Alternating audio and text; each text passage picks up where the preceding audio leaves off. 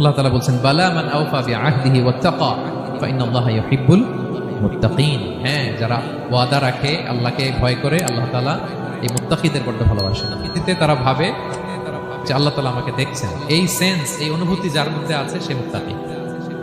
আমরা মানুষের সামনে যেভাবে যেরকম সৎ থাকি, আমরা যদি মানুষের চক্ষুর আড়ালেও সৎ থাকি তাহলে আমরা মুত্তাকি। ওমরে ফারুক রাদিয়াল্লাহু তাআলা আনহু একবার উবাই ইবনে কাবকে বললেন, ইয়া উবাই মা হুয়া তাকওয়া। প্রশ্নের উত্তর না দিয়ে উনিও প্রশ্ন করলেন। উনি বললেন, হাল সালাকতা তরিকান দাশাউ, আপনি কি কখনো মরুভূমিতে কাঁটাযুক্ত রাস্তা দিয়ে হেঁটেছেন? উনি বললেন, হেঁটেছি। তো কিভাবে হেঁটেছেন?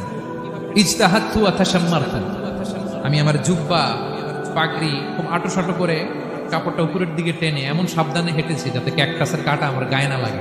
উবাই ইবনে কাব বললেন, হাদা হুয়া তাকওয়া, এটাই তো তাকওয়া।